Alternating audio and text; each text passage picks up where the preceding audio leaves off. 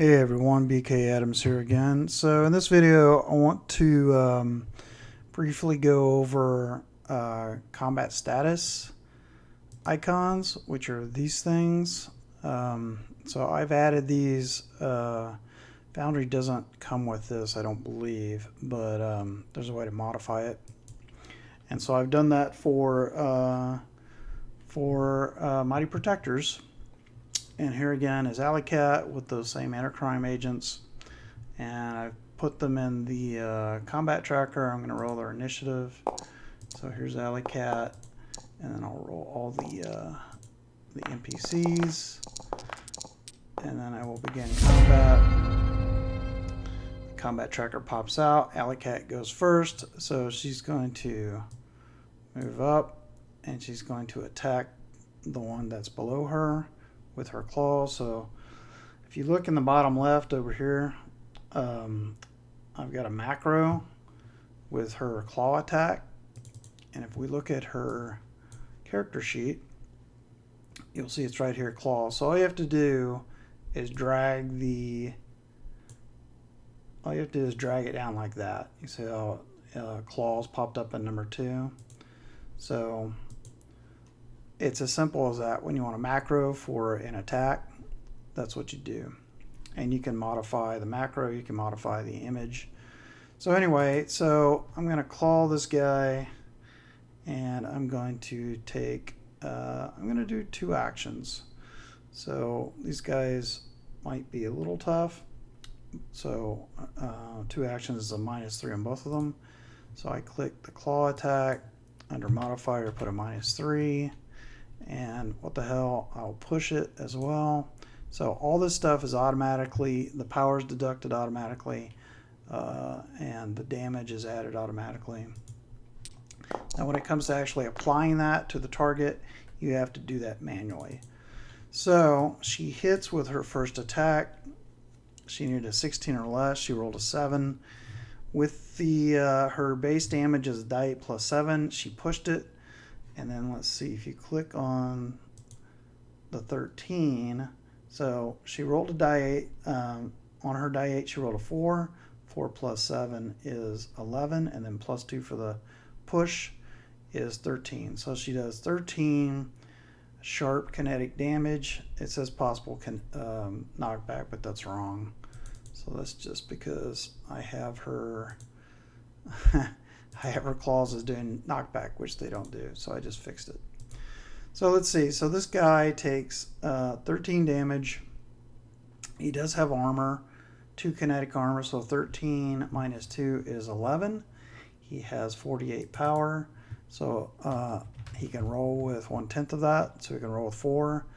And so he's going to take 7 hits. So his 48 power goes to 44, and he took 7 hits. So he goes from 11 hits to 4 hits.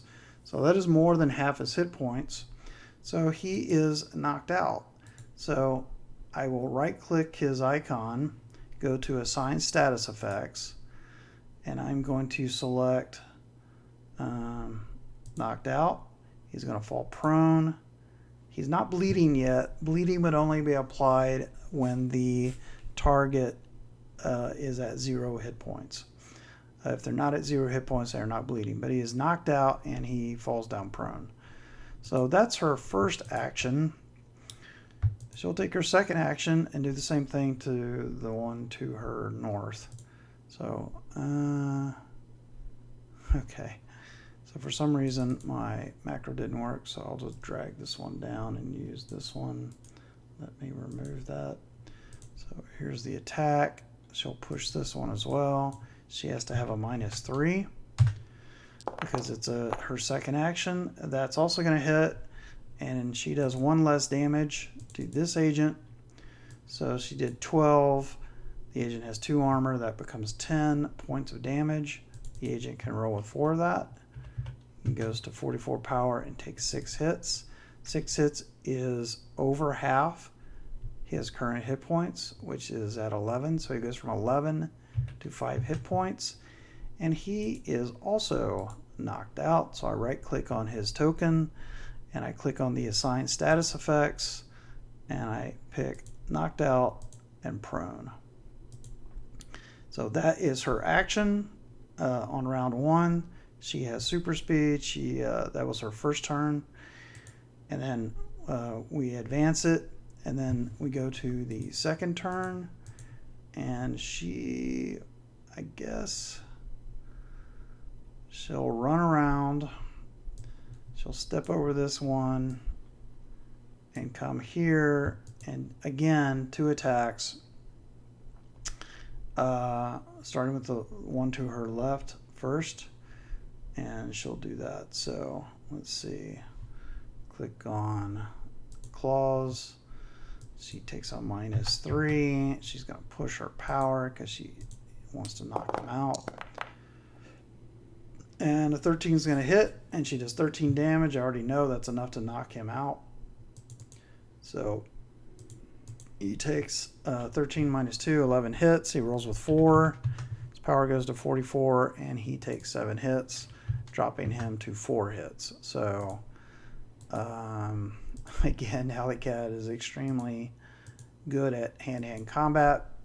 So this one is knocked out. So now she'll switch her attack to this other one and do the same thing. She'll claw him. And for some reason it keeps giving me an error. I don't know, that might be a bug. So I'll just click on claws. So you can always do that from the character sheet. So again, it's a -3. She's going to push. If you notice the pushing, her power is down to 72, and after this attack it'll be down to 70 because it's automatically deducting those power points. So here's the roll to hit. That hits, again, 13 damage, which is going to be enough to knock him out. So he'll go to 44 power. He'll go to, let's see, he'll go to 4, maybe, 4 hits, I believe. And that didn't work. There we go. And I click on his status effects, click knocked out, click prone. If you notice in the combat tracker, it's adding those status effects. So you can just look at the combat tracker and see who's knocked out or who isn't knocked out. Okay, so finally, the one she just knocked out gets a chance to go. He is prone and knocked out, but you have a chance to wake up. He's at 4 hits. If he rolls a 1 through 4 and a d20, he wakes up. And he rolls a 13, so he doesn't wake up, or he doesn't come out of being stunned, I guess. Here's the first one she attacked, or maybe that's the second one. Again, he is at, let's see, he's also at 4. So I'm going to roll a 20 cider. And no, does not wake up. Okay. Here's the next one. Again, this one's at 4. On a 1 through 4, he will wake up. Nope, again, doesn't wake up. And this keeps putting the dice right on top of the combat tracker, so let me move up. So we'll keep advancing. So this guy has not gone yet. You know, they could just try and grab their target and run away, but he would rather try and attack this interfering superhero. And so he has a disintegrator pistol. He's pretty accurate with it, 17 or less, so he'll take a couple shots at her. You know, she's been taking 2 attacks. He can do it as well. So he'll do that. So let's see, I think punch, disintegrator, here it is. So -3 to hit. He can't push it because it's gear. But here's his attack, and it's a 1. So it's possible he needed a 9 or less to hit her. And he rolled a 1, and this thing has built-in rolls for crit, so I click on the roll for crit, which is in the chat, and so it's not a crit. So I would have had to have rolled a 9 or less. It's not a crit, but this is a disintegration attack, hit her for 8 damage, and so she has 70 power. She can roll with 1/10 of that, so she'll roll with 7. She has no armor. She can roll with 7 of it, so she goes from 70 power to 63, and she takes 1 hit point. So it kind of grazes her and like disintegrates her a little bit. That was his first attack. Here's his second attack, again at -3. And let's see. That one missed. So I want to see, it should be, all right, it's not, I may have this wrong. It should be automatically deducting the charges, but it hasn't done that. So that's that guy. And then this other guy, he'll, I guess, move here to get a clean shot, or he'll try the same thing. So here's his first attack. That's a 20, so that might be a fumble. So I click on the roll for fumble. Again, this is built into that. He rolled a 20. Let's see, there's a nice little visual effect. And then it is a fumble, and here's another button, roll fumble effect. So this is really nice. So arm strain, he rolled a 12. The attacker suffers 1 hit of damage to a randomly selected arm. So 1 through 3, it's his left arm on a 6-sider. So he hurt his left arm for some reason. And now I think by the rules, he has to make an endurance save at -7, or sorry, +7, minus whatever damage he takes. So that's a +6. So he gets a 6 added to his roll. And so he makes it. So he's not hurt, but he did take a hit point of damage. So he goes from 11 hits to 10 hits because of his fumble roll. And then the civilian can go. The civilian will, I guess, try and run away. And then Alley Cat can go. And she's going to come down here and she's going to attack the guy who just injured himself with her claws. And let's see, she'll push again. She'll do 2 attacks. Here's her roll. And that's going to hit for 15 damage. So 15 damage. He's already taken 1 hit. 15 minus 2 armor is 13. He can roll with 4 of it. And he takes 13 minus 4 is 9. So he goes from 10 hit points to 1 hit point. So he's completely knocked out. He's not bleeding yet. Oops, but he is knocked out. So I click on knocked out. He's going to fall prone. And then lastly, she will attack this last guy. Again, she takes a -3 to hit because it's a double attack. She's pushing and she hits. And so I was right in my other video when I said she would probably wipe them all out. She actually did better than I thought. And so she wins this fight. Some of them might wake up. She would run after the civilian, make sure he gets away. Yeah, she just rolled really well.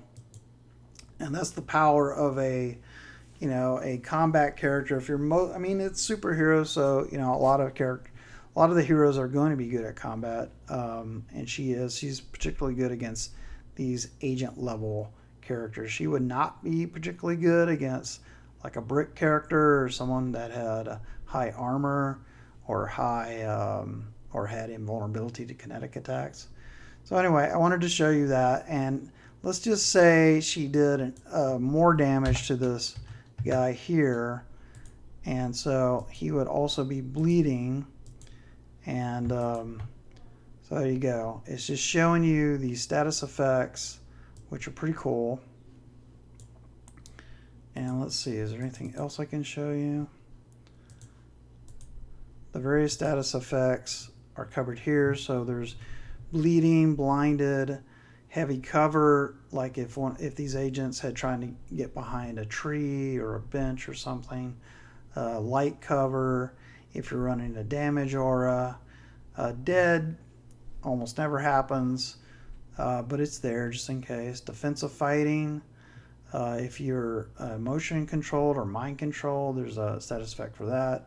If you're flying, if you're frozen with ice blast, if you're on full defense, if your gear's broken or somebody's gear is broken, disarms, grapple lock, grappled.